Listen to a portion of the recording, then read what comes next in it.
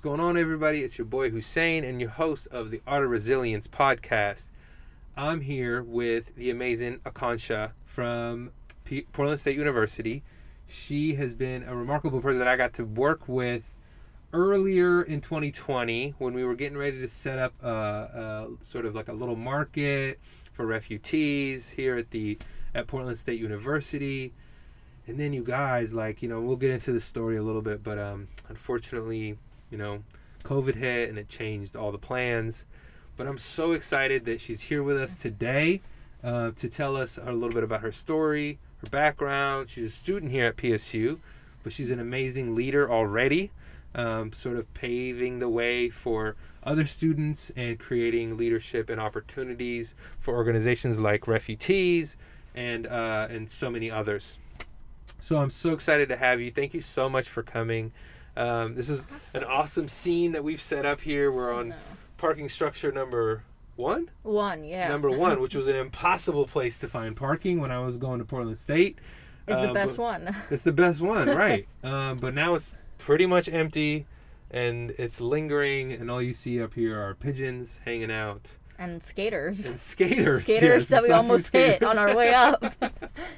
So let's start from the beginning. Awesome. I want to get to know you a little bit, introduce you to our audience, and tell us a little bit about your background, your story, and how you found yourself at Portland State University. Yeah, so as Hussein mentioned, I'm Aakanksha, international student. I'm studying business at Portland State and sociology, specifically HR, because I'm so passionate about people. I grew up in Dubai, and that's where my family moved after they lived in India for a while and wanted to start a family. So I'm originally Indian, but I grew up in Dubai, and I really had the privilege to kind of experience two cultures there, where we would go to India once a year for a month to see family, and I would get to learn more about India and more about my family there and what culture is like, but also really enjoy Dubai and the diversity that is Dubai, and to see that city grow and become the rich, fancy place that it is today. Right. But as time went on, I grew up and time to go to college, and my mom really wanted me to go to college in America because she applied for citizenship in 2006. So her brother's year. We still haven't, the paperwork still haven't gone through because it's a difficult process. Sure. But yeah, and I was looking for colleges, and it started with NYU and one in Washington, like the super big, expensive ones. And my mom was kind of like, hey, let's look a little cheaper, maybe. As long as we get you to America, we're fine. Yeah. And I applied to UW, and I got in. Oh, wow. But they didn't have a lot of scholarships for international students. So I ended up picking Portland State. I got into their honors program. Wow. My uncle lives here, so it was like perfect for you. That's cool. So I moved here. I was kind of sad about it at first because I was like, this was not my first choice. Sure. But I've come to love the city. I feel like I've made a good decision because I really want to work in the sportswear industry, and Oregon is what I would like to call the sportswear hub. Sure. So in hindsight, it was just the perfect decision for me.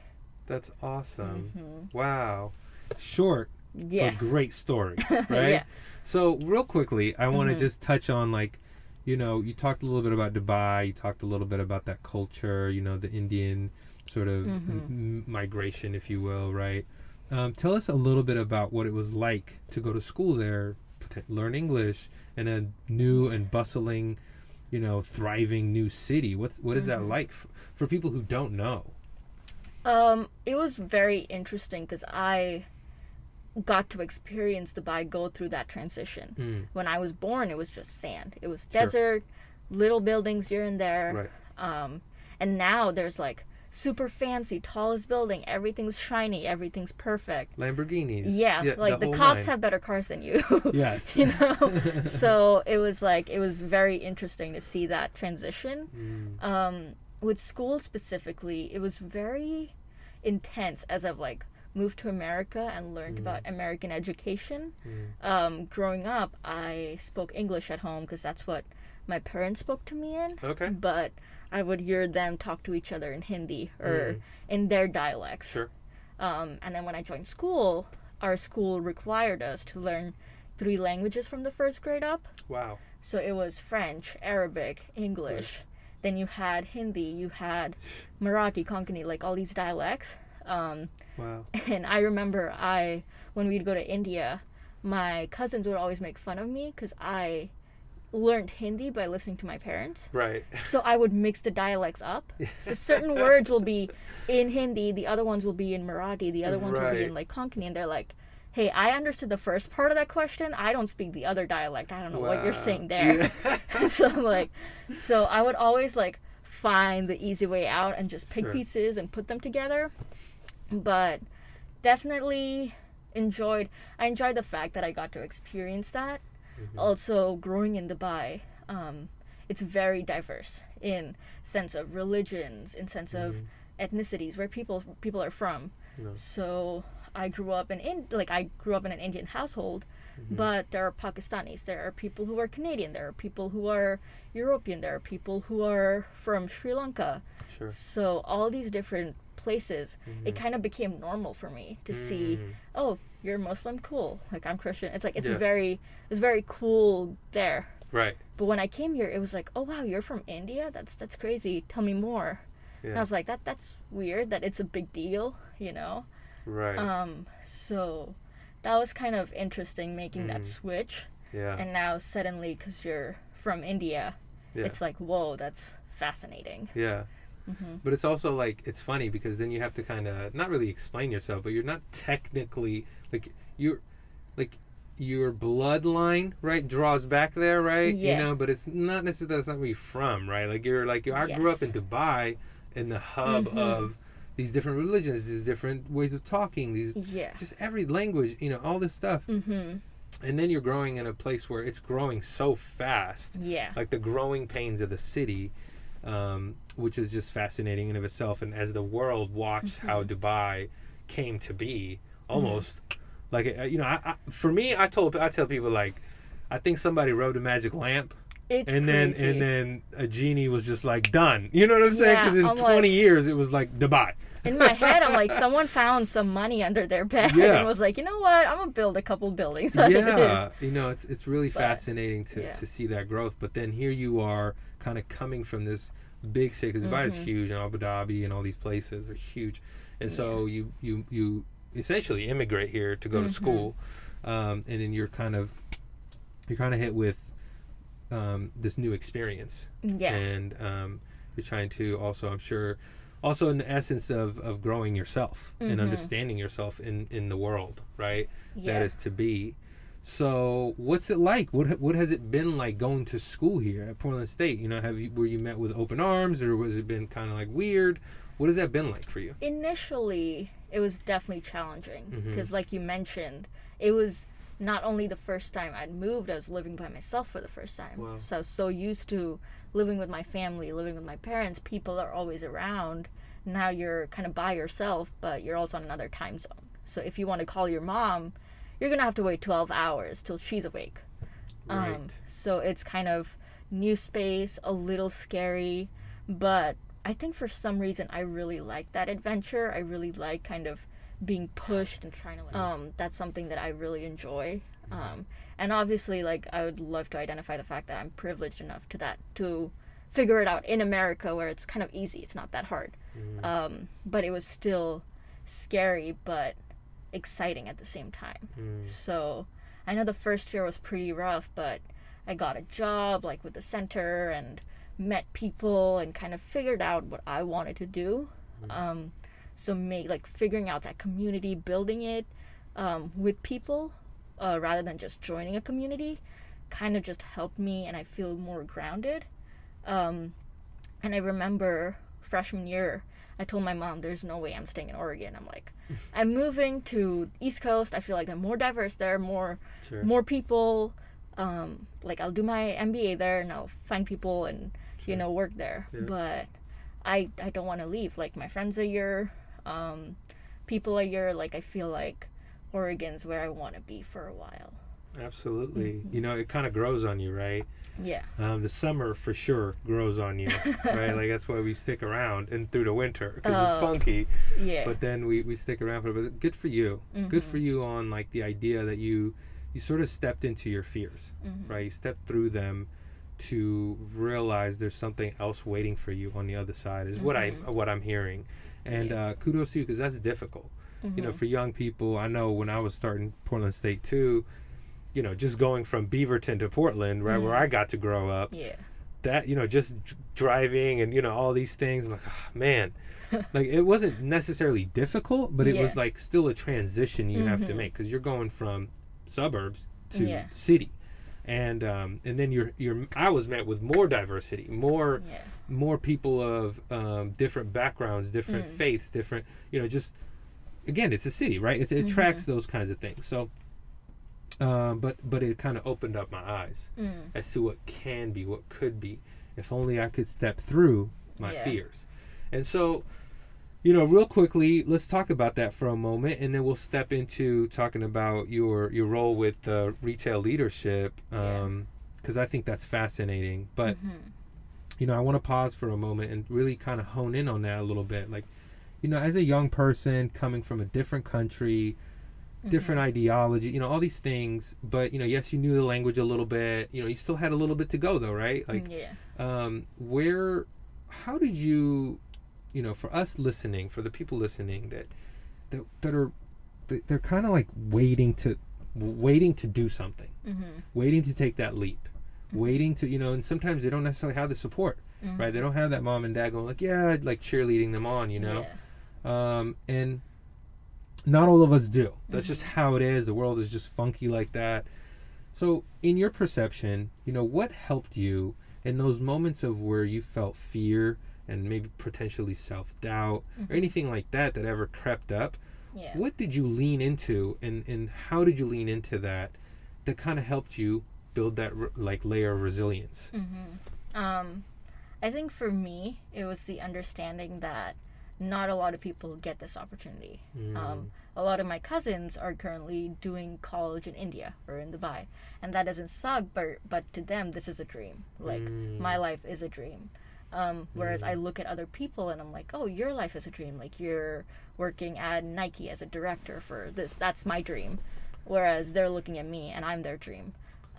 So kind of understanding that and understanding that not a lot of people get to live this life. And this is something that I really should take advantage of because it's a lot of money, a lot of time, a lot of people looking up to me to kind of figure it out. And that can be scary, but it's also a stepping stone. Like I would not be able to do what I want to do if I was in Dubai, or I'd be studying something else. A lot of people don't get to study what they want to study. Like, oh, you want to be an artist? Yeah, go get an engineering degree or a business degree, because what are you going to do with an art degree? So stuff like that, kind of that understanding and that perspective helps me.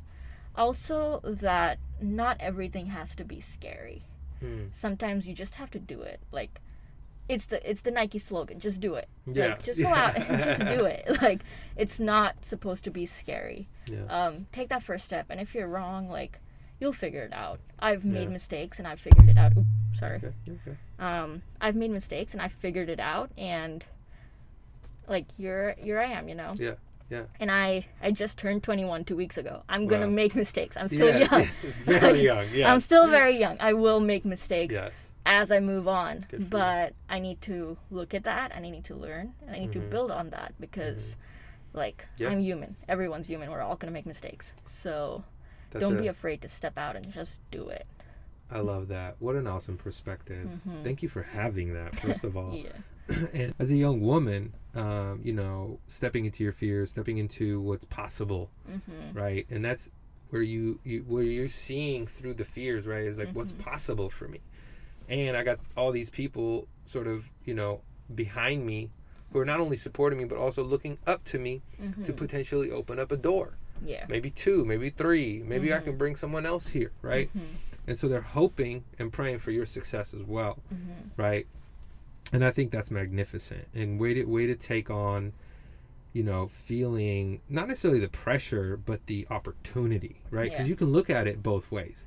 A lot of people feel the pressure, which is Mm-hmm. what I used to feel when I was young. Yeah. But then I grew up to realize, I'm like, no, that wasn't pressure. Mm-hmm. That was opportunity that people wanted me to take Yeah. advantage of.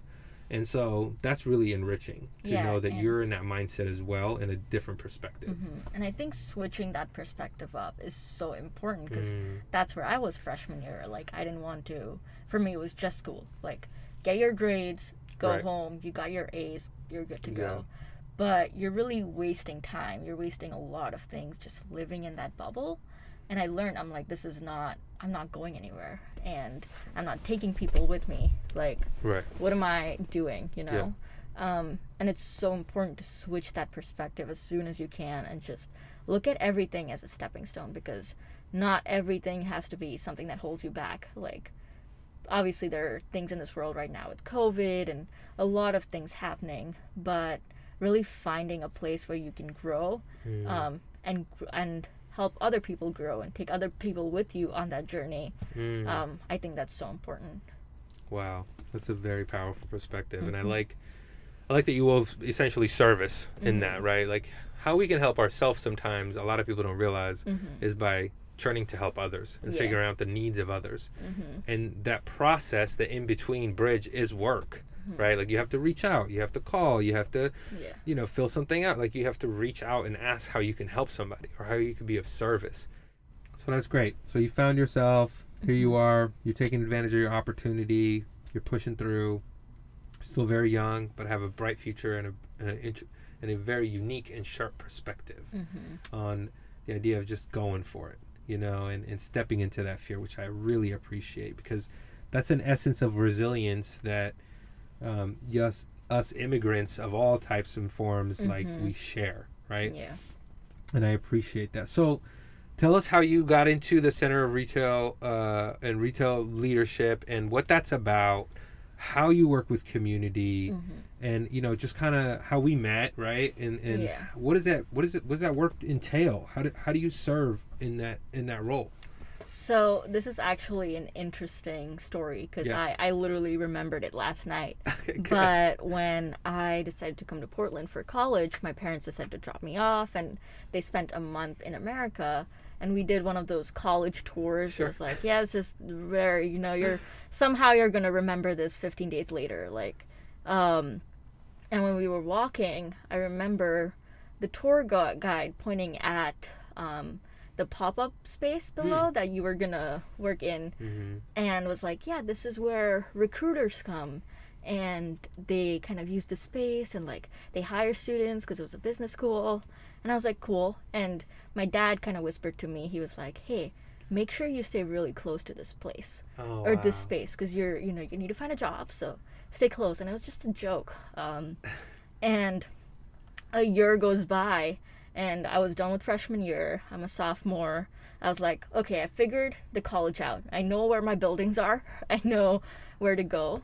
Time to maybe find a job on campus, make some money, so I can start buying myself things if I want to. And I applied to a couple jobs. I got 2 interviews on the same day. Wow. Well, a lot of rejections, but Sure. but it was one day, 2 interviews. I went and I did one. It was for the engineering building, and they needed like a front desk person. And I was like, yeah, I'll do paperwork. I got it, And then I had an interview with Jennifer, and Jennifer was like, hey, it's a 4-hour job. You assist a professor. That's your job. And I was like, listen, I kind of need more money, so 4 hours doesn't sound like enough. And I had this other interview, so I might take the other interview, but this center sounds like it can help me because I'm really passionate about the industry that you're helping students with. It's in my field of study, like it'll help me network. And Jennifer was like, okay, work 10 hours and we'll give you other stuff to do. And I was like, awesome, cool.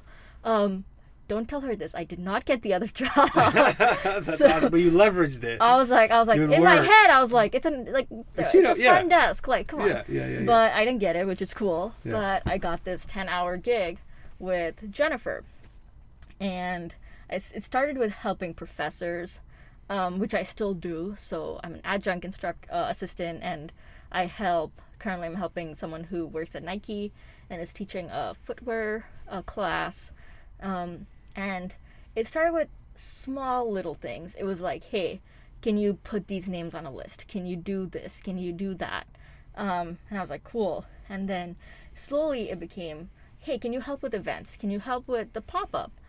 I did not remember that pop-up story. And I was like doing my thing. I was like, yeah, I'll help with little things, start sending out emails to other people. And one day I was FaceTiming my dad while walking, and I was like, hey, that's where I work. You remember? And he's like, that's the space. And I was like, what space? He's like, remember I told you to stay close to this space? And I was like, oh, you did? I was like, yeah, see, I followed what you said. And I was like, yeah, you're right. That's like, I so just awesome. remembered that. And then we started working on pop-ups together because Sure. people who were doing that job were going to graduate. Mm-hmm. And so it was like, you can do it now. Mm-hmm. And that's where we met. And I still remember the picture we took right in front of the pop-up. Yes. It was you, me, and Jackson. And it was like, Yeah. hey, we're going to do amazing stuff together. And now here we are. But Right. right now, my position is the events and social media coordinator. So Sure. anything you see on our social media is me. Sure. Any events is me and Jennifer and our team. Pop-ups, that's kind of what I do. So it's really helped me be more creative, put myself out there, reach out to people. So it's been great. It's been really exciting. That's really cool. Mm-hmm. Like, I think, there's a weird thing with our parents. Yeah. Right? There's an energy Mm-hmm. or a synergy, if you will, right? And how they almost anticipate the potentiality of something. Mm-hmm. And for some reason, it always comes back to them. Like, especially for me, like with my father, I've told the story 100 times, 1,000 times probably at this point. But I love that. I love your connection with your father. I love that you have a good relationship with your parents who are obviously not only your cheerleaders, but again, are seeing the potential in you sometimes more than we see it in ourselves, right? And that's the most beautiful thing about someone that supports us. It doesn't have to be our parent, in all honesty. It could be someone that we come across, one person we meet, like Jennifer, who opened up a door, right? Which led to another door. And then for me, I got to connect with Jackson, who was like, hey, I'm taking off. Here's this amazing young woman, and y'all gonna connect. Like, here it is. Here's the passing of the torch. And that was so cool because, obviously when COVID hit, our situation with our potential pop-up, and I had all these dreams and visions and like I was, I remember you had a lot of ideas. I had a lot of ideas, man, and whatever it was going to be like condensed to, I was cool with, but the opportunity was there. That door was opening. And, and I know in the future it may come back around and who knows, but I'm so glad that we now swung it into this, right? Like, I came back and you guys were like, Hussein, how could we support you? How could we help you? And that was so awesome of you guys to stay connected. And that's what I loved about it. And I was like, well, I've been kind of thinking about, this was what, August, September at this point? Yeah. I was just like, I've been thinking about this idea about a podcast, whatever, right? Like I was, the basically the big bang of the podcast, right? Like it was just starting. It was very little, and right? And something you don't know is, I think that interview or not even it was a meeting that you, me, and Jackson had way back. Yes. That was my first pop-up meeting. Wow. So it was the first time Jackson was like, hey, sit in these calls, like it looks like you have ideas and we don't know who's going to do my job later, so might as well try you out, and if it works, it works. That's so cool. So it's how like amazing, a full circle right? moment. Like, right? And then unfolded into now this podcast, which kind of aligned with my, potentially my upcoming book, and just kind of everything really started unfolding in on itself. Like it was so amazing. And then you guys were really supportive and saying, like, how could we support you? How do we get this in front of people? How do we asking me all the right questions so that I can, basically start positioning it and getting it ready. And here we are being like creative, being, again, talking about the early days, right? And all these beautiful things. And that's what I believe, connecting community, right? There's a human element to all of this, which is, how can I serve? How can I support you? And that's what I've always gotten from Portland State since I reconnected, right? It was like, whether it be Jennifer, or whether it be you or Jackson, always reaching out going, hey. So yeah, the support was like phenomenal for me. And, you know, for me to like lean into PSU and just be like, I don't know what I'm doing. I don't know how to do this. I need a camera. I need a thing. Yeah. And, you know, obviously through since August, you know, just kind of like one thing falling into another, bringing my friend Alex on. Yeah. Like, dude, I need help. Like, I need this, I need that. And I recruited my friend Motaz to make the music. Yeah. You know, just like so many creative friends that'll, you know, give you an hour. And like you said earlier, right? Like I kind of leaned into that fear. Yeah. I was just like, dude, like what am I gonna lose? You know, let's just go for it. And now it's like something so fun, and I look forward to doing it and working on it every day. Yeah. And it spawned from this potential of a pop-up, which unfolded into something that'll, like I plan on doing this for a long time. Yeah. And it's so fun. And, you know, and when the time comes and when the time is right, I'm sure we'll be able to do another pop-up or spin off another idea. But so what I want to talk to you about now is sort of where you're at now and where you see yourself going.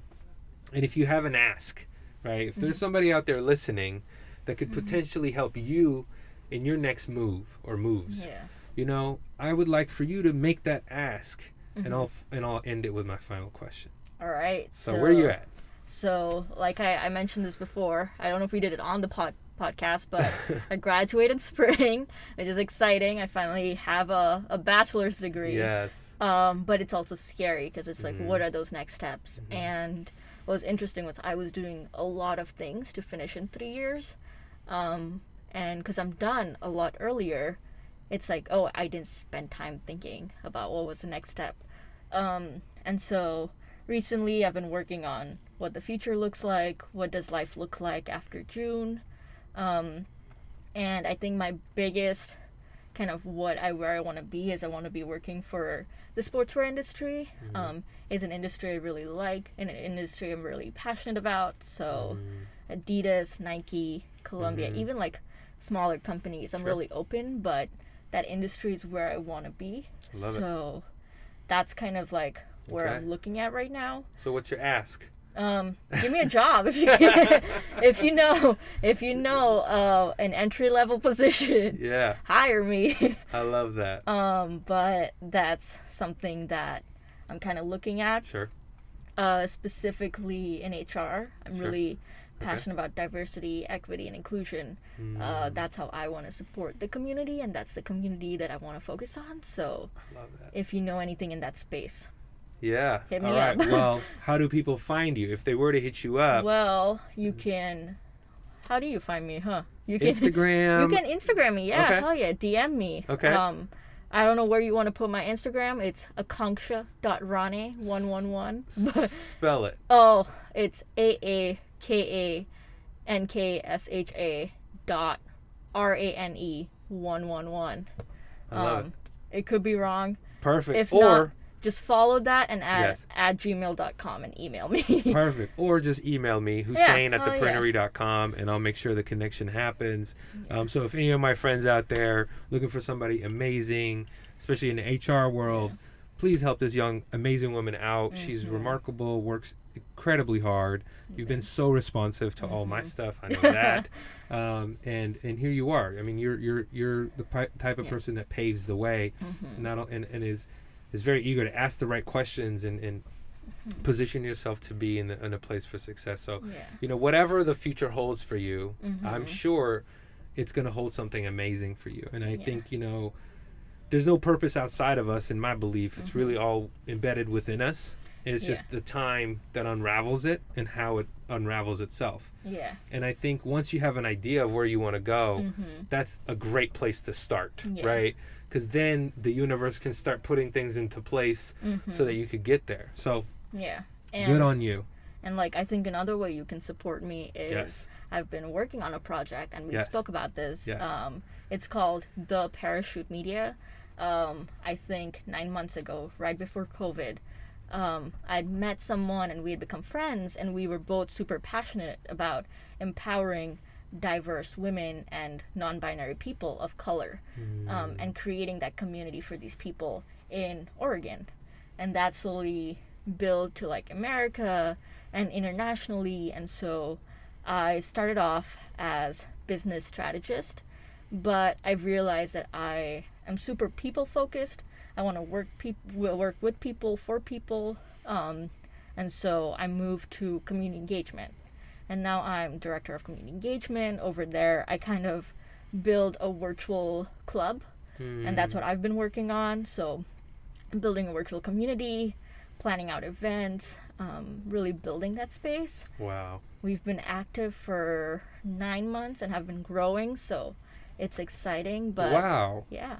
So here she is doing her own thing on the side and keeping her hustle up. Where can we find this group? How do we go? On Instagram at the Parachute Media. The Parachute Media. I love that. Simple, straightforward. Yeah. I'm eager to learn more about that too in the months to come. All right. So my last question, I know you probably have, and this may change, and that's okay. So right now, with one word, what would you say your state of mind is? I would say ambition. Ambition. Yeah.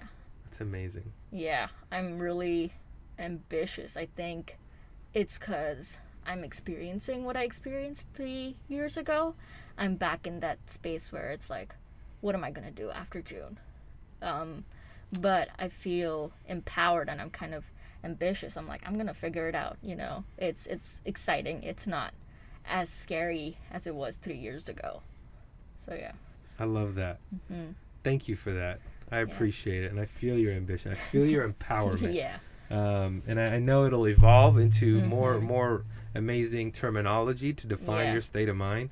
But I'm grateful that we got to meet and work together to this capacity. Yeah. And thank you for helping me, really establish this and put this together. This is exciting. This looks amazing. The setup looks amazing. Your team looks amazing. Like, this is great.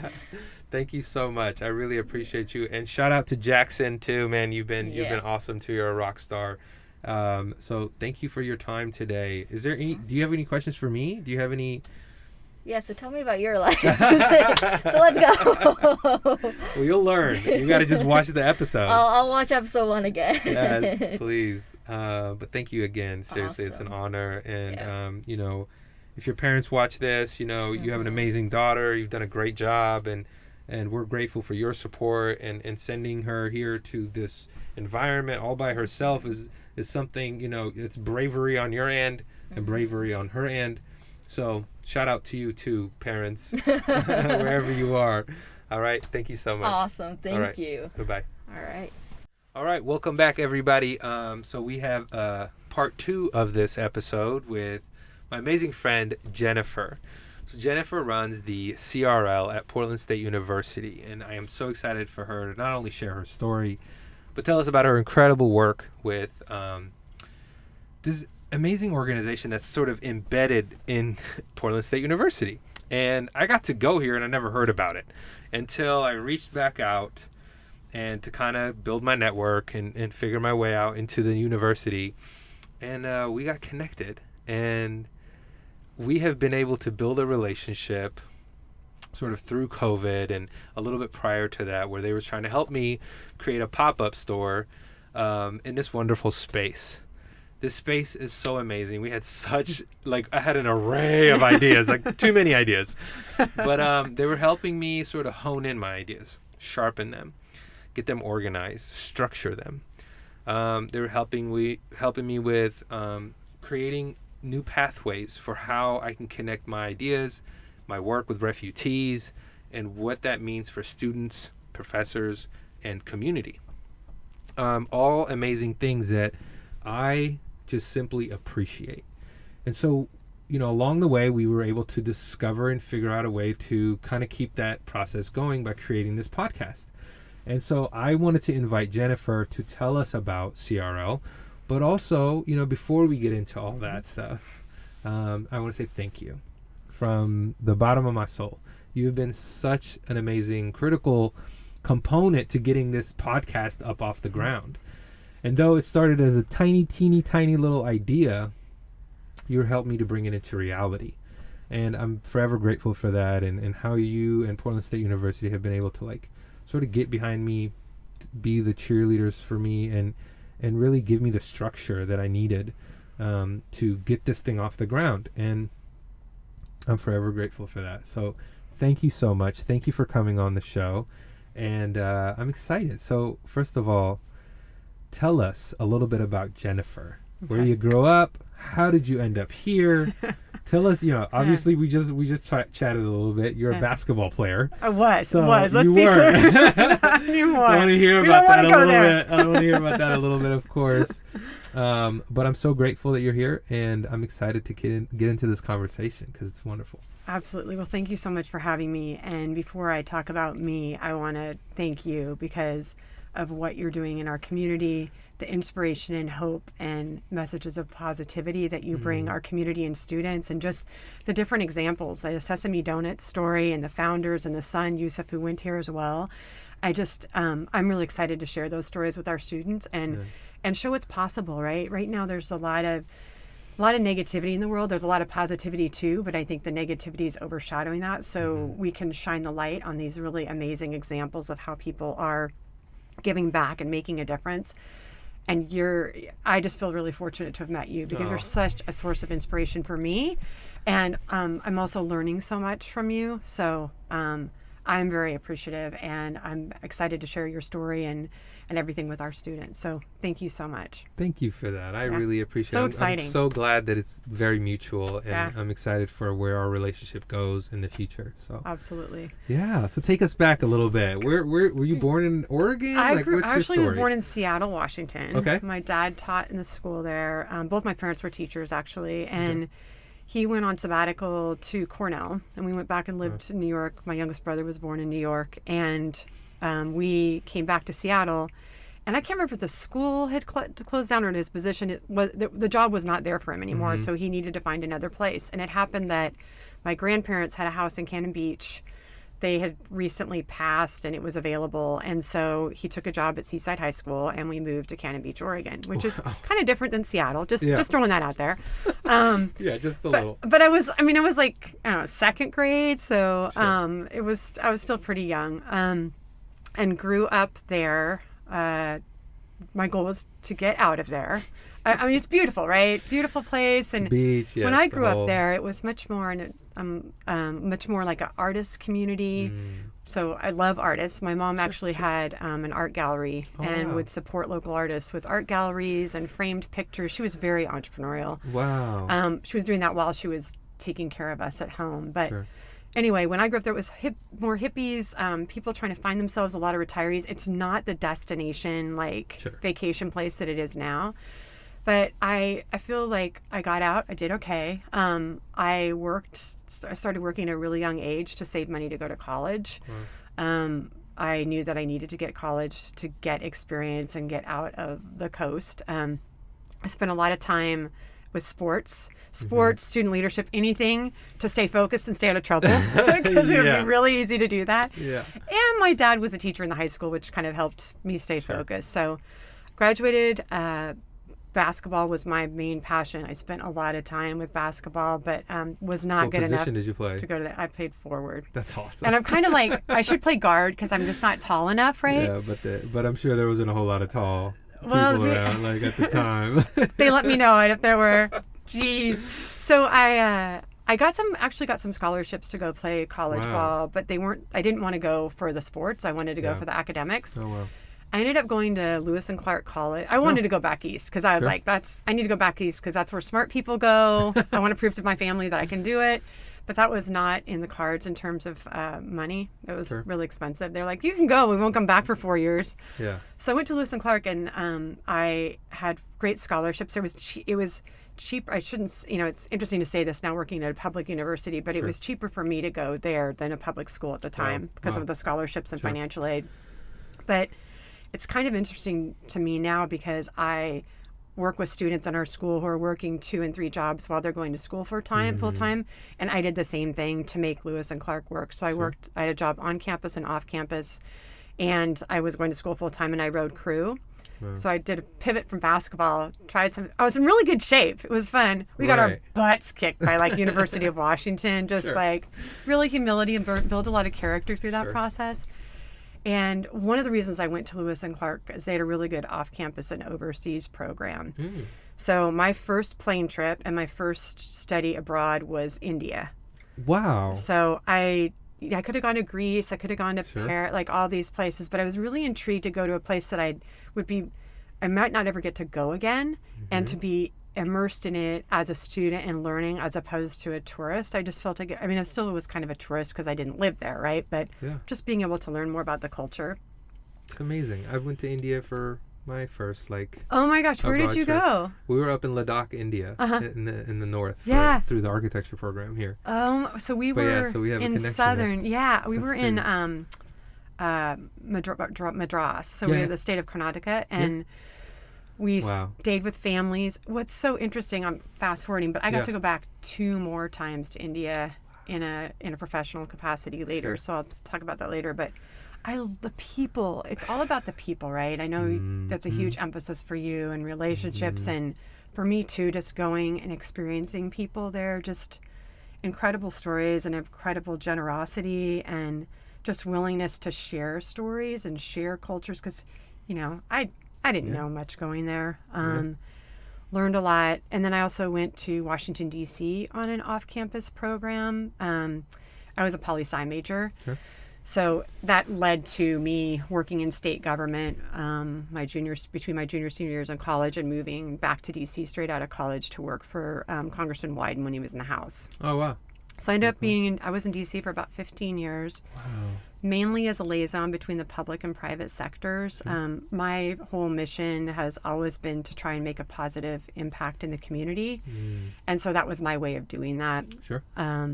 I worked on the Hill for Congress. A friend of mine tapped me on the shoulder and was like, hey, let's go volunteer for this convention, the Democratic Convention. I know politics isn't part of it, but it is part of my story, so I have to share it. Oh, no, please. So I went to New York for the Democratic Convention, and we loaded people on and off buses. That's all we did. Hot, miserable, dirty, loading people on and off. And why the hell are we doing this? Like, where is this going to, whatever. But I met some interesting people through that, and I ended up being an advance person for Clinton Gore campaign. I worked for Gore. So we traveled all over the country and set up events and prepared for him to come do a rally or a fundraiser or whatever. So I'd travel around the countries and set up events for Al Gore, and coming back, like, you had to go in and embed yourself in the community, build trust with people who were like, who are you jet setters flying in here telling me what to do to set up? So there was a huge, and I was young, they thought we were these young whippersnappers from DC. And so it was really critical that we build relationships and trust to execute these events. And so that was fascinating. And traveling around the country, each part of the country has different cultures, right? So it was fascinating to me to go to the South and the North and parts of the country I hadn't been before and build those relationships. So that was an amazing experience. I feel super fortunate. And they were really good. Clinton Gore was really good about rewarding their people that worked on the campaign. So, like, my family didn't have money. We weren't influential in politics. So I was like, nobody. And money and connections help in politics for sure. Just a little. Right? Just a teeny little bit. So I didn't have that going for me, but because I'd worked on the campaign and done this advance work, I had the opportunity to go work for the Secretary of Commerce, the U.S. Department of Commerce. I worked for Ron Brown, and I started out in the Chief of Staff's office. I really worked hard to get that job and had any connection that I'd ever made, alumni from Lewis and Clark, whoever. And again, relationships and the people in your networks are so important. They're gold. I mean, you know 100%. That, right? Just like we're 100%. us talking today. Yes. It wouldn't happen if we didn't have a relationship. And so I Exactly. reached out to some people, and they helped me get that connection to the Department of Commerce. And I convinced them that I needed to work in the business liaison office because they were taking their first trade mission to India, and I'd been there before. Oh, wow. So come How back it first, plays back. right? Wow. So it's really different to go back to India Mm-hmm. as a foreign dignitary, because that's how they treated Sure. us, even though I was sent ahead of schedule to set up all the meetings for the business delegation, and meetings with the U.S. Chamber of Commerce, and so we were still treated like foreign dignitaries. Sure. So to have that contrast of a student on a shoestring budget, traveling third class trains to being bussed around and flown around, and was just really what an experience.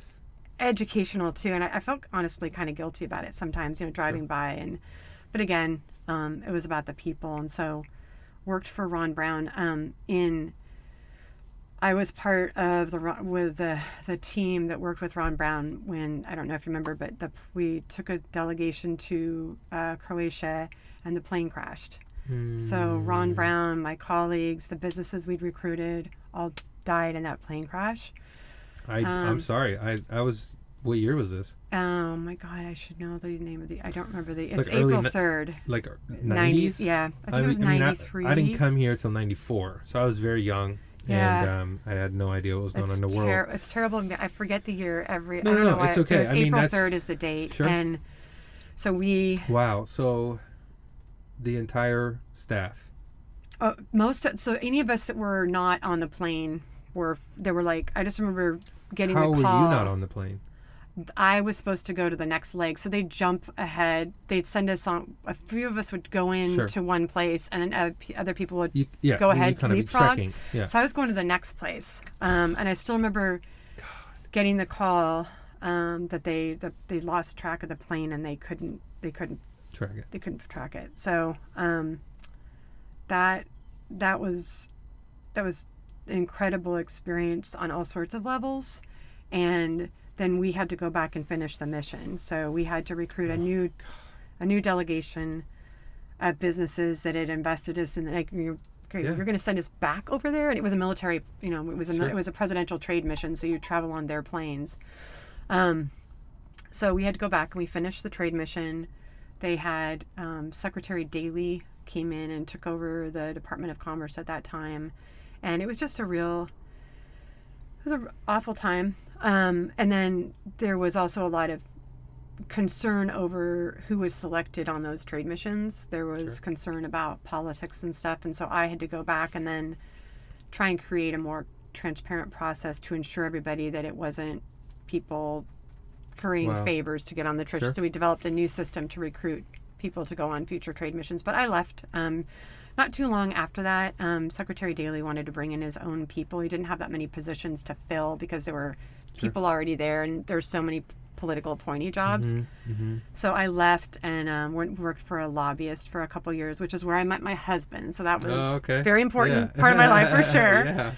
And just represented. It was interesting to see just what the role of the lobbyist is. That was very educational. I didn't like switching hats, like, I'm representing this client today. I felt like I was not true to who I was, and I didn't like having to change roles or who I was speaking on behalf of, basically to the same people, because they're like, who are you here to talk to us about today?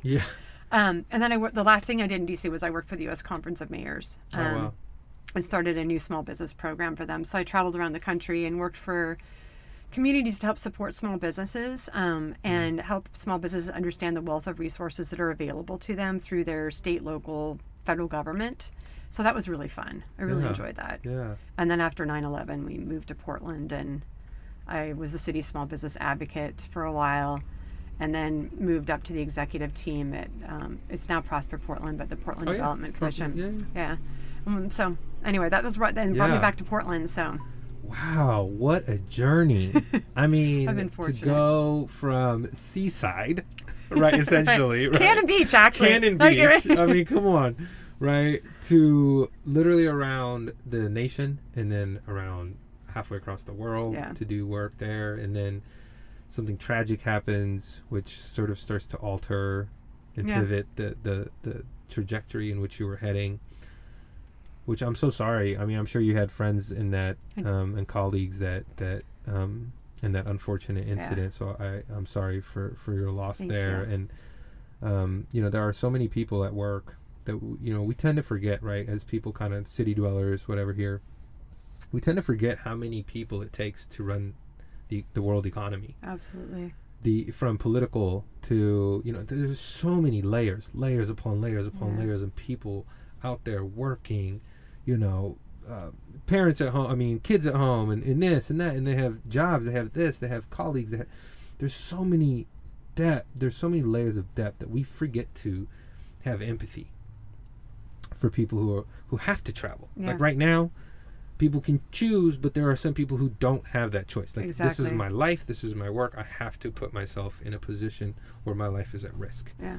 And they put their heads on the line. And I always found there's a heroic positioning in that, right? In leadership, where there's a sacrifice that needs to be made. And it's a very interesting line.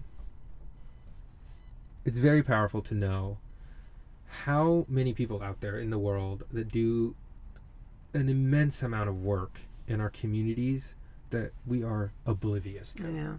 That's so true. Right? And we have the audacity to say, why don't they do this? And why don't they this, and that? It's like this constant, almost like blaming effect, right? And, coming from where I come from and the environments in which I came from, Iraq, refugee camp, growing up here, I always kind of I tried really hard to reserve the complaining, sort of blaming card, because there are so many people out there fighting the good fight. Absolutely. Trying to make things right for the community, trying really hard. And sadly, just as much as there are good people doing the good work, there are people not necessarily opposing, but there are complexities in thinking, language barriers, cultural barriers. It's not everybody thinks the same. And just because you think a certain way, it doesn't mean that the rest of the planet, think 7.8 billion people, right, think in that way. Well, you don't necessarily want everybody thinking that right, way, right? Yeah, you want the difference in opinion that drives innovation, and 100%, which we'll get into for sure. But from my perspective is where, how do we drive the darkness out with the light? Absolutely. Right. Which is why you're doing this, because you're bringing light to so many lives. And that's where is that position, and where are the lines, and how can we connect them? And so for me, with this opportunity, is like, what? I want to show people that are doing this behind the scenes work, that are doing the things that you don't think anybody's doing, right, that are in policy work, or in, think about it, you half of your career seems like you were in politics, essentially, right? In the political sphere. But here you are now, working hand in hand with students, hand in hand with people like me, community organizers, community people that are just trying to make this grain, the grassroots, right? So, tell us about that works. Tell us about how you found yourself sort of creating this nook at PSU. Absolutely. And sort of getting into this work, and how you've helped it sort of evolve in the way that it has, because I know it has. Thank you. It's so funny, because this sounds really bad, but when I was younger, the last thing I wanted to do is what my parents did, right? My parents, but to bless their hearts, they really focused on community engagement and being honest and respectful and kind to other people, and being curious, and being accountable, right? So I do have to give them credit, but they both were in education. I'm like, I am never going to be in education. There is no way. I value it. I think it's so important, but that's not for me. I don't think I have the patience. I don't think... And so how I fell into this role is that when I was working for the Portland Development Commission, I led the first comprehensive national study of like the athletic and outdoor industry in Oregon. Like, why do we have it? Why are those companies here? What can we do to support them? And there was an action plan that was associated with that. It wasn't just a strategy. And the number one action item was, how are we develop talent for the future? Like, what's that pipeline, rather than just people moving from Nike, Adidas? Like, we need that new infusion of talent. And so Dr. Beetlesbacher, who was at PSU at the time, started the Athletic and Outdoor Certificate Program in the School of Business.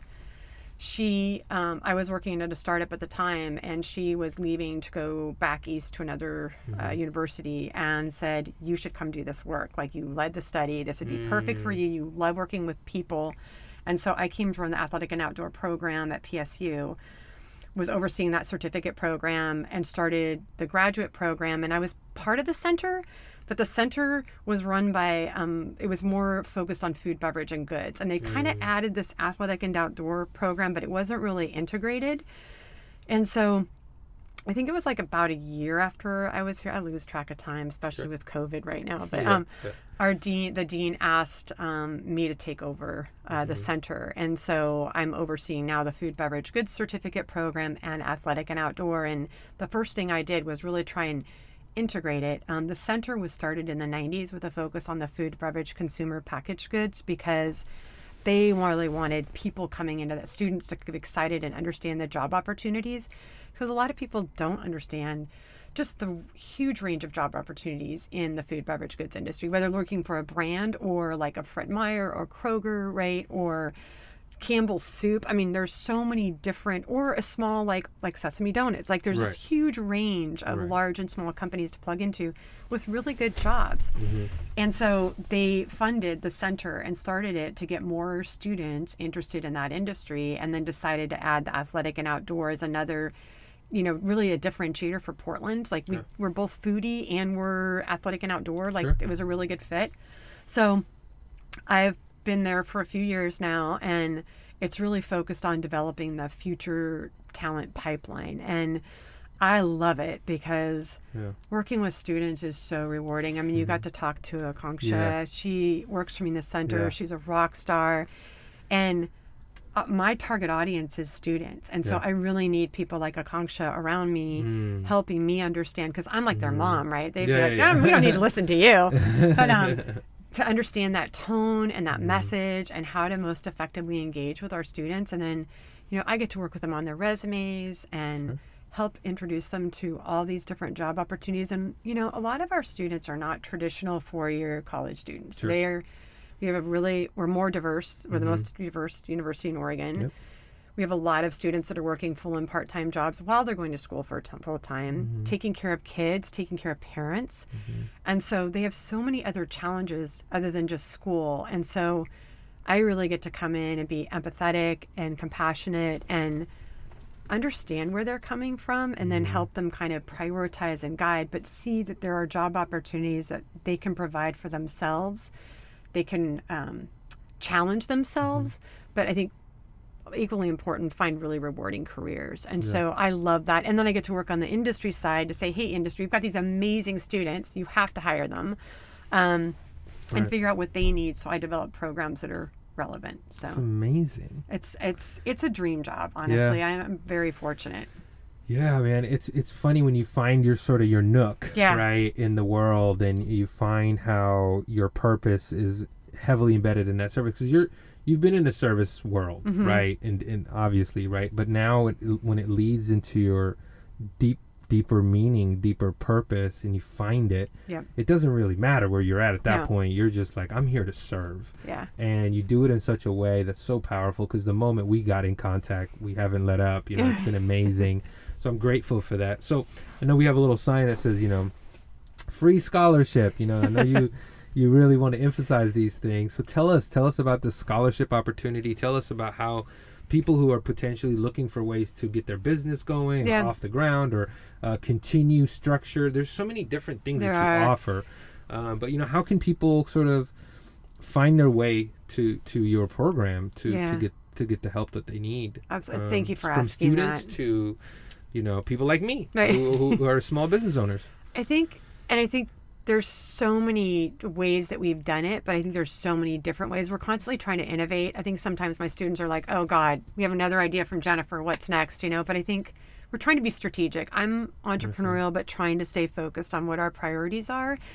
But so talk to me about these priorities that you have set for the CRL and where you see it going and all these good things. Awesome. So our number one priority is our students and getting students enrolled in our certificate programs, getting them to complete the certificates and then get jobs, because that's ultimately what it is. Right? You go to college with the idea of getting getting the education, so you're going to get a job, provide for yourself, your family. And so the certificates, the food, beverage, goods certificate has been incredibly supported by industry for the years. So we have hundreds of thousands of dollars of scholarship money. I'm not kidding you. So I'm like, hey, come take the certificate and it's on us, right? Like, we have a scholarship for you. And the certificate is 5 classes or 20 credits. And so it's definitely incentive for students to take it. And then the food, beverage, goods industry tends to have more people that, maybe didn't go to college, maybe didn't finish college, and they just started working and just started moving up and were making good money and had career advancement. And so the fact that we can say, hey, students, get this certificate, they can advance more quickly even going into these companies. Right. And you could potentially get a scholarship. Absolutely. And then we've got industry engaged in the development of the curriculum, so we know what we're teaching them is relevant and current.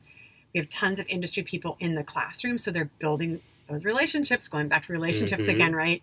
Meeting people that can help open the doors, so that I always say it's like a two-pronged approach where I'm kind of pushing them in and advocating for our students within the organizations that they're trying to get hired, but then we have people in those organizations pulling them in because they know the quality of our students. And, I was thinking, this is a little bit of a sidetrack, but I was thinking earlier about the word resilience, and I've always thought about persistence and how important persistence is. But I like resilience because it has this like bounce back. Like if you fail, you bounce back and you go at it again. People. Yes, yeah. And so I've always been like persistence. Well, persistence just sounds, and I'm like, well, it's with humility and with kindness, and I'm not going to keep pushing if somebody. Persistence is embedded inside resilience. Yeah. Right. Like the way I define resilience is what I realize is that there's so many terminology that we use, but it's actually. Resilience is like that rubber ball, right? Yep. It's that, but it's the inside, the ingredients inside of it is all different for everybody. I just love it. Yeah. And I fell in love throughout writing my book. I fell in love with resilience even more, and how now I see it in everybody. I see it in every single human. I see it in every tree. I see it in every thing, every natural thing you can think of has resilience.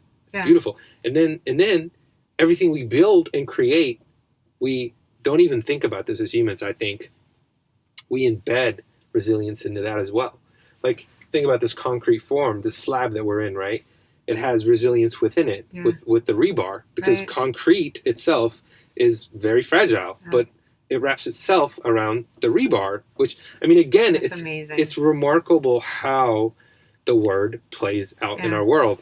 But I'm so glad you got there because, you hit a chord with me. Oh my gosh, I was just thinking, because I was thinking about before our conversation and listening to the podcast that you've already done, and I was like, oh my gosh.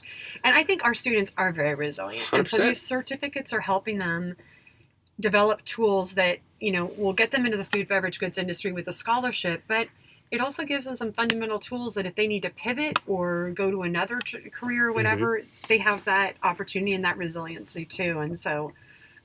anyway, there's a great program. Then we have the athletic and outdoor program too, which is really a pipeline to footwear, apparel, equipment industry. With more retail. And it's been one of the things that I've done, taken upon myself since I took over the center, is redefining retail. So when I talk to our students, they thought it was all about like, I don't want to go be a cashier, or it's a dead end job. I'm going to work at a fast food, checking people in and out. And I've been like, no. I want us to think about it more holistically, from concept to market. So anywhere you could fit in that continuum, you're part of retail. Because if you don't have a product to get to the consumer, there is no retail.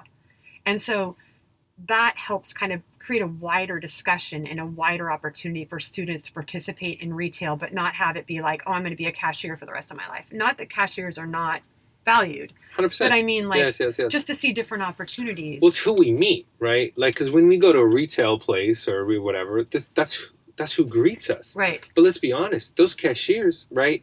And whoever is at that place where they meet the customer, they too could utilize a certificate or two, right? To position themselves to go into management, to go into supervising. Everybody is funny about starting at the bottom.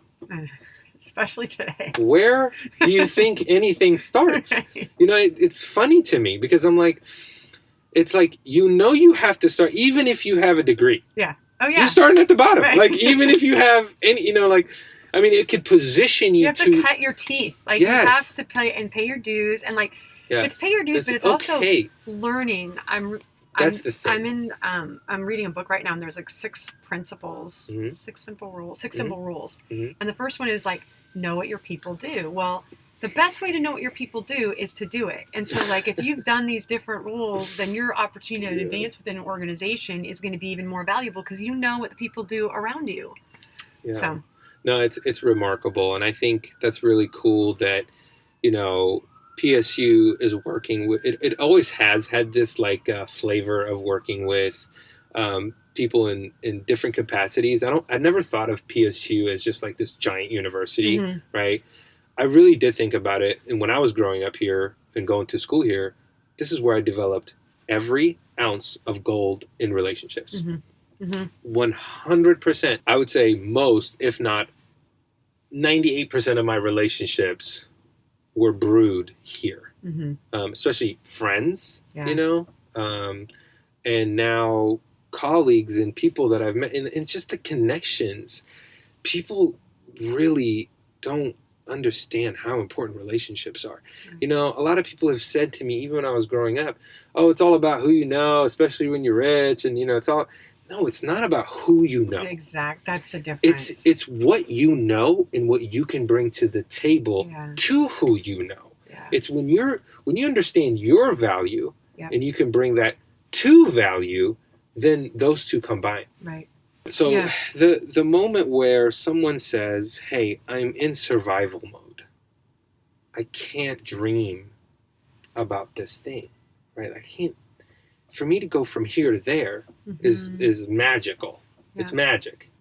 You know, and I get that. I'm not trying to be someone that's rude to someone who's working 3 jobs, trying to make school work, Yeah. got a kid on their Yeah. their Right. hip, Exactly. you know, can't figure out the way to get diapers. So, you know, for me, it's like I feel for those people probably more than the regular person, because that was my mom, Yeah. that was my father, that was my brothers. Like, I know that feeling. I lived in that feeling, Mhm. right, for a long time, Yeah. which is why I have the energy and the fuel to go about living my life the way that I want to. Because I realized that so many things took my parents' dreams. Yep. Took their energy, took their essence. You know what I'm saying? Like, my brothers didn't want to come here and be selling cars. They wanted to be actors. Yeah. Like, Oh my my gosh. father was an artist. Yeah. My father was in theater. My father was a poet. My father did art. He literally ran the theater system in back there. Like, the people don't understand that, like, we were forced to come here. Yeah. Nobody like, my parents didn't want to just choose to come here. They had a good life. And they had to give up so And much. they had to give up everything. Yeah. And then we were literally in the desert with nothing, not even water. Ugh. You know what I'm saying? So, Yeah. like, for me, I get it. I get what you're saying about with, I can't dream that far. I can't, you know, make the connection. How do you do that? Why are we so stressed about how, when you could just simply tell yourself, you know what? I have a mind. I have a mind. And if I can just take 5 minutes today, just before I sleep, even when I wake up, just to say, you know what? Let me think about this for a second. I just want this dream out here that's, even if it's a billion miles away, Mhm. right? Because that's how far stars are. But we still see them, you know? They Yeah. still peek through the night. The That's darkest great. Yeah. of skies still show stars. And if you could just put yourself in a moment to say, you know what, I want something like that for myself, whatever that is. You as a human, for me, in my perspective, you as a human deserve that. Just to dream it, just to think it. Because if you can't even allow yourself to have that, then why are you doing all this other stuff? Mhm. What's the purpose? Give yourself that moment in time. Write down that goal. Write down that thing and just have a little sticker. You know, I carried around for a long time a post-it, you know, of like, that just says never give up. Yeah. And it was in my wallet. And I can't tell you how many times I went to that wallet and just, there was no money there. Yeah. There was But there was your post-it. There was no money. Literally, like, there was times where I came to Portland State and I couldn't pay parking. I'm like, you know what? I'm going to get a parking ticket. I'm just going to pray that I don't get a parking ticket today. And I would beg my friend that owned a barbershop on the street, like, man, let me park in here for like 20 minutes, bro. I just got to hit this class real quick. No, that's real, man. That's And I open my wallet and it just says, like, it's right there, tucked in, like, just never give up. And it just, that's what drove me. Yeah. And it made me develop that relationship. It made me have that grateful attitude. And, you know, what I tell people all the time is like, itself. And the people will start to come into your, you know, and that's why I tell people, like, you know, don't be judgy, don't be whatever, because you don't know who's sitting in front of you and how they want to help you, or next to you. And then don't be afraid to ask. Yeah. Because a plant will ask you for water by drying up. Yeah. You know what I'm saying? But everything asks you for everything. So just ask. And so, you know, that's one thing I tell everybody, young students, older students, people just in general, like, you have to know that you're a human being and it's okay for you to dream. Your mental facilities are created for you to dream. And though your imagination, right, and your reality haven't crossed paths just yet, it doesn't mean that they won't. Right. And so by positioning yourselves in places like, you know, schools, universities, in certificate opportunities or anything like that, that you can propel. You can go from the bottom of wherever you're at to the elite, to the top of wherever you want to go. And I truly believe that in you have this ability, because I've seen it in you and I've seen you with students, to channel that through your work. And I've seen it. I love it. And you bring it out of me, you know, with my work here, with this podcast and the potential of doing the pop-up and then your ability to just be able to connect. We're going to do that pop-up. We're going to make that happen. We're going to. We will, for sure. Well, so tell me a little bit more about that, and then where you see the pop-up and leadership store and everything going in the near future, and then, you know, how we could be of service to our community some more. Yeah. And tell those stories. I think that I wanted to hit on something about the dreaming part. I think part of it is coming into somebody's life and being able to say, hey, you're working your ass off. We recognize that this is not an easy time, but giving them hope in that dream and just helping them pause and think about that, because I think all of us get so caught up in our lives and, you know, going, and I think that's one of the things that I try and do with our students is reflect on, you know, what are their goals? What are their personal goals? Whether they're working with me in the center or they're just coming to talk to me about their resume, like, what are their personal goals and how can I support them? And then we spend time thinking about their skills and their brand and like, and through that, and I feel like they walk out a little bit more confident because they feel more clearly what they can offer. And it's still, you know, it happens over time. It's not like one meeting, like, okay, great, you're good to go, you know? Right. But then, and Practice. knowing it's okay to ask for people, ask for information. People like to talk about themselves. And so if you're interested in knowing what that person does at Nike or at Fred Meyer or whatever, I'm happy to provide an introduction and just go talk to them. That's all you're asking is for a conversation. And they are so excited to show you what's possible. And the fact that they might be nurturing a future leader that's going to come in and help them and drive innovation or drive sales or whatever it is. I mean, but a lot of times our students, and I think a lot of people, not just students, they don't want to ask, and they're nervous about doing that. And so I feel like we really provide that value. And I think you help instill hope and optimism and give people that pause to be like, oh my God, I totally could do that. You're absolutely right. I should pause and think about my dreams. So thank you for that. Absolutely. And I mean, for me too, I'm just like, oh yeah, I gotta think more about my dreams. I'm always worried about other people's dreams. Yeah, no, we all have it. And focusing on the student. So I think in terms of the center, we right now with COVID and the economic situation, you know, I'm really working hard to get our students placed. That's my number one goal. And so we had a lot of students graduated last year. Some of them got jobs. Some of them are still trying to get jobs. And a lot of them, especially with the athletic and outdoor industry, there were some, you know, it took a pretty hard hit. And so a lot of those students have been able to get jobs. So my job is still doing informational interviews, connecting them with the goal of getting them placed. And we're going to continue to do that. We have advisory boards. And so I'm going to be leaning more heavily on them to say, hey, help us get these students jobs when they graduate. So we're starting now with a focus on this year's seniors that are graduating so we can get them placed when they graduate. Because otherwise I'm not providing value with the certificate, right? Because it really is about aligning passions with careers and getting them jobs in those industries. So that's the placement is really a huge emphasis for us, and overcoming kind of this economic situation, the downturn that we've had.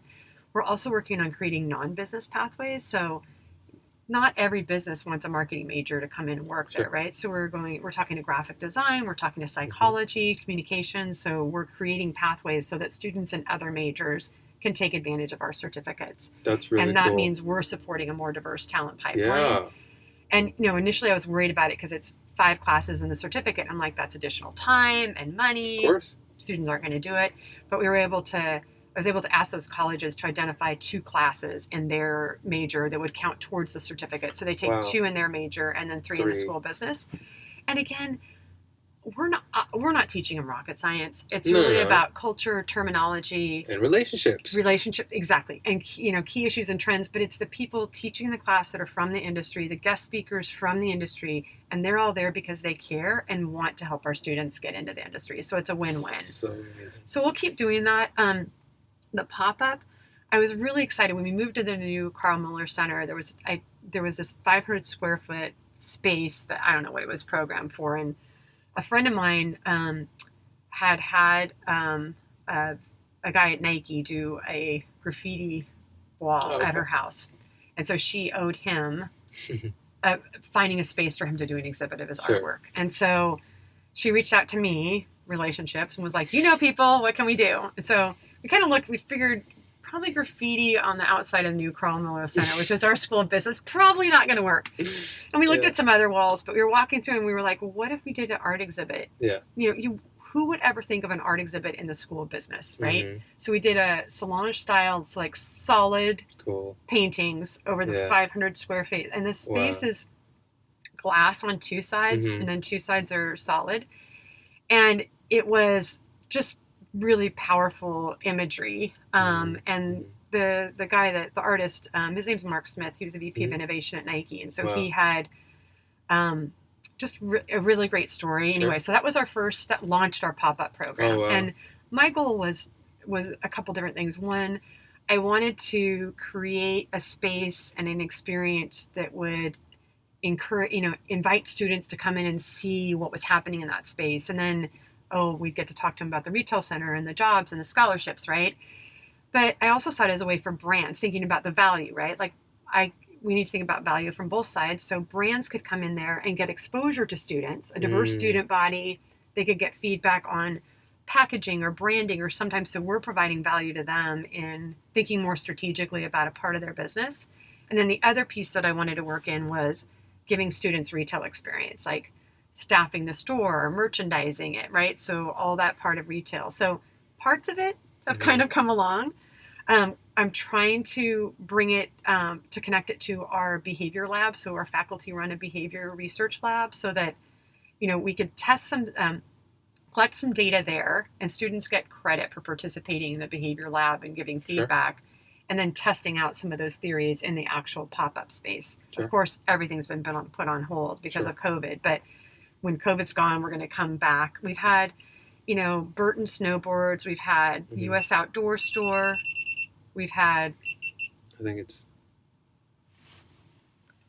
one of those are dying, but you're fine. You're fine. U.S. Outdoor Store, Stumptown. But then we've also had entrepreneurs who are students who had brands. So these 2 kids, I grew up on the coast, so I'm like kind of partial to some coast stories, but 2 kids from Newport who are in the school of business, they had a company called Vibes Apparel.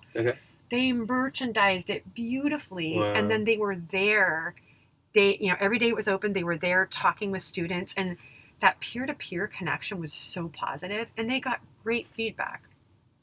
They got great feedback, and it was just beautifully curated. And they did it all on their own. Like we said, we have some surplus furniture, in the school business. We provided that. They did everything else, and we had a pretty great lineup of other companies that wanted to go in there with this idea of you can get information from a diverse student body about your company or brand or whatever, and then our students get exposure to a really cool project. So now we're working with FUR, which is our student-run advertising agency in the school of business.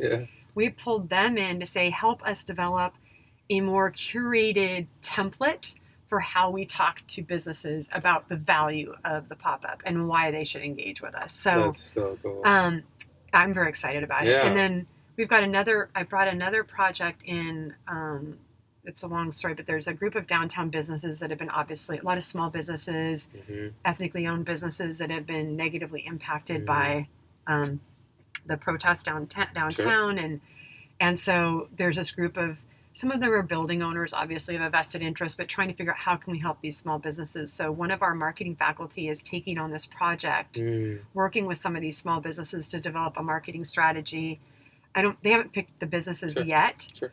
But then we're like, we could possibly then, if, in the fall, when we're back on campus, help some of those businesses come into the pop-up and give them exposure that way too. So just trying to be innovative and think out of the box. How do we bring students, and faculty, and community together to make stuff happen? Right. And now your work is sort of, once again, embedded in the economics of the community. It's embedded in sort of social cause, because it's not just, like, oh, here's a product, or here's a product line, or here's a brand.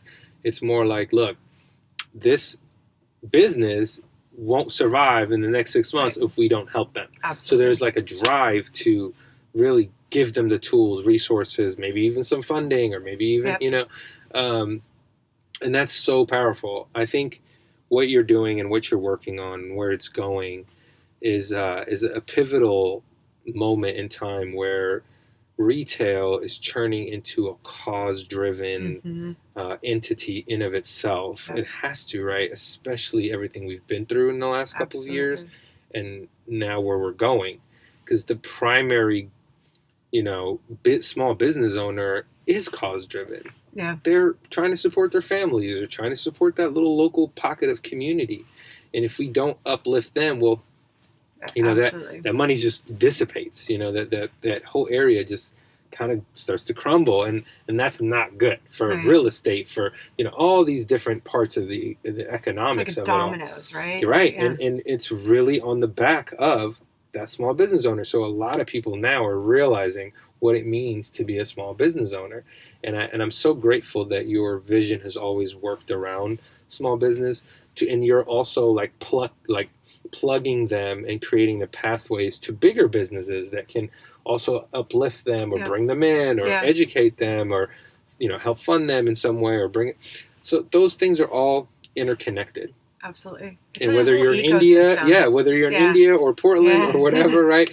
Like, we are all interconnected, and obviously, if you don't know that now with COVID, like, I don't know when you'll figure that out. But as a small business owner, as a person of a different background and refugee life and all these things, I've come to realize the power of unity and working with one another.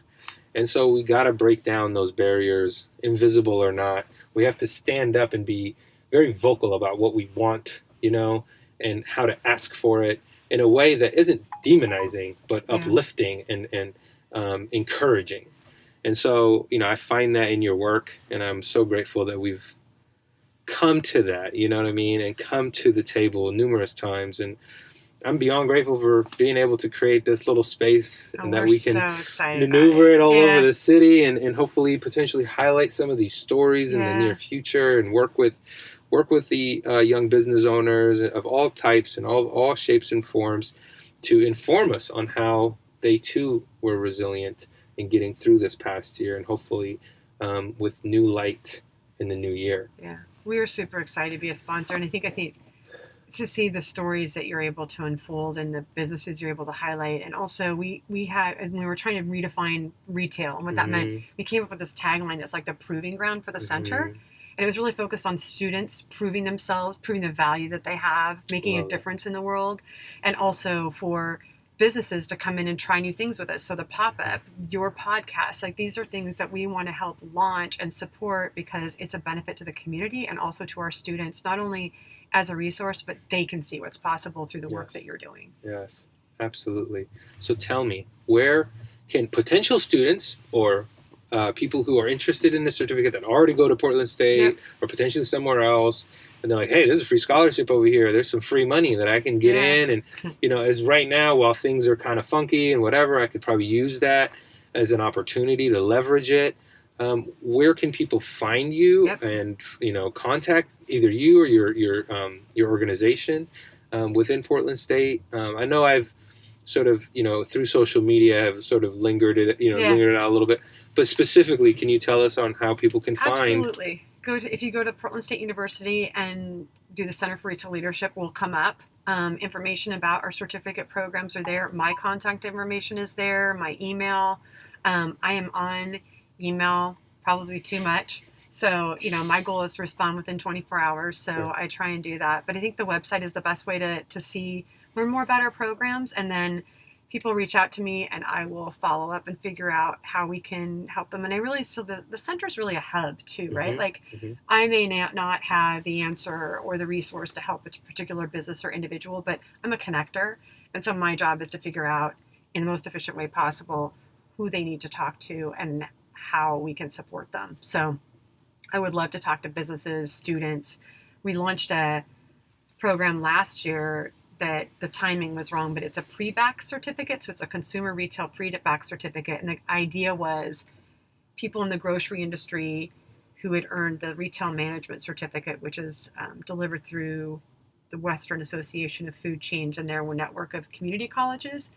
This 20 credit certificate would advance somebody towards a bachelor's degree and kind of show them that college was doable and that they could do it, and kind of ease them into a bachelor's degree without saying, okay, you have to do 4 years, start now. Right. And it's the only program like that in the university. That's we were amazing. super excited about it, but then COVID hit at the same Sure. time, and those are all frontline workers, right? So Wow. of course they're Wow. not. But I am excited about that concept Sure. and how we might, because higher ed needs to make some changes Sure. right now. Sure. It's expensive, it's a lot of years, and so we have to be more nimble and thinking about what we're doing and how we're delivering. So I'm excited to figure out some of those new models. Absolutely. And we're all excited to see how that unfolds too, from a business standpoint, and the idea of, getting students into the workplace Absolutely. or starting their own ventures and things like that. It's very powerful. Well, thank you so much for Thank joining me you. today. It's been an absolute honor and pleasure, not only getting to know you, but getting to know your work, family, and all the amazing things that you get to do. But I'm very fortunate to be sitting across from people that have these stories that are all interconnected and empowering. So with that, I just want to say thank you again, and I'm excited to continue our journey together with this bus, and hopefully So great. more stories and more fun things to come.